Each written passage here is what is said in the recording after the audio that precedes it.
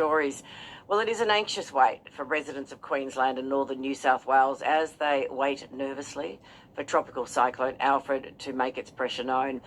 Ballina is on the New South Wales north coast, and it is one place expected to be badly affected by Alfred, and it is where we find Ian Davies, who lives in Ballina. Ian, hello and welcome to the show. No, thank you for having me this afternoon. Ian, tell me, what is it like at the moment? Tell me what the conditions are like in Ballina. I've got to say, though, when you talk about postponing, I was supposed to be walking onto a plane as we speak to fly to Sydney, but it didn't happen because the airports are closed. So all airports are closed, so you don't get to go to Sydney. Oh, there you go. No, yeah. What's it like there at the moment? Yeah. So at the moment, there's massive swells in the ocean. I'm lucky enough to live in East Ballina, and I'm probably maybe a kilometre back on a ridge that overlooks the ocean. There are massive waves, and of course the winds are actually blowing a gale. Most of the businesses in town are shut. All the local schools are shut. The libraries are shut. The council's shut. So there's no garbage collection happening. No postal deliveries. The town really has gone into lockdown in an expectation of what's going to happen in the next 48 hours. How are you feeling, Ian? Look, I guess it's about being anxious because, as I said, where I live in a unit, it faces the ocean, and the east wall is just sliding glass doors. So I guess my concern is whether or not the doors are going to withstand the pressure of the gale winds or not. So I guess it's a waiting game for us. Did you actually consider evacuating at any time? Look, yeah, my partner and I talk about it. She's very concerned. But at the moment, because Ballina is actually an island at the town centre, and we're on the mainland. The town centre is low-lying, and they are suggesting that anyone who lives on the island should be evacuating. So at the moment, I'm thinking they're more of a priority to see how we go with the winds. Yeah. Tell me about the waves. Have you ever seen anything like them? Oh, no, nothing like this. What are we talking like? I think they're talking about 6 to 8 metre winds at the moment out with the swells, and they're slowly getting bigger as the cyclone picks up, and it just goes on it just goes down the beach for kilometres and kilometres and kilometres.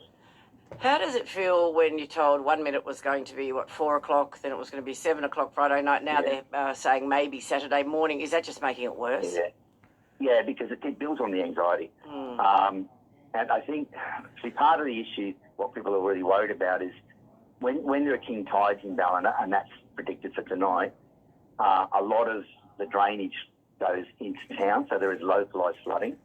And so the concern is you've got that happening, you've got the massive swells, it's already bucketing down in Lismore, so you've got the rain coming down through the Richmond River, and then you've got the rain that's going to come with the cyclone, so it's just going to build up into this massive big storm in the middle, on top of Ballina. Yeah. Have you ever been through anything like this before?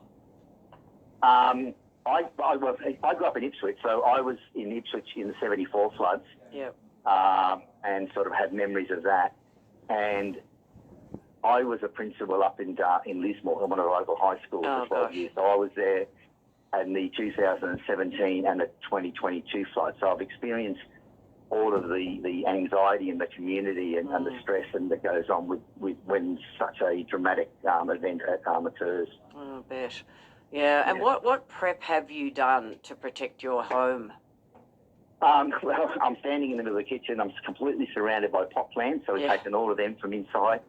Tables and chairs, anything that we can take inside of the house we have. We've turned around and we've got all of our personal effects, passports, birth certificates, all of those in a bag ready to go if need be.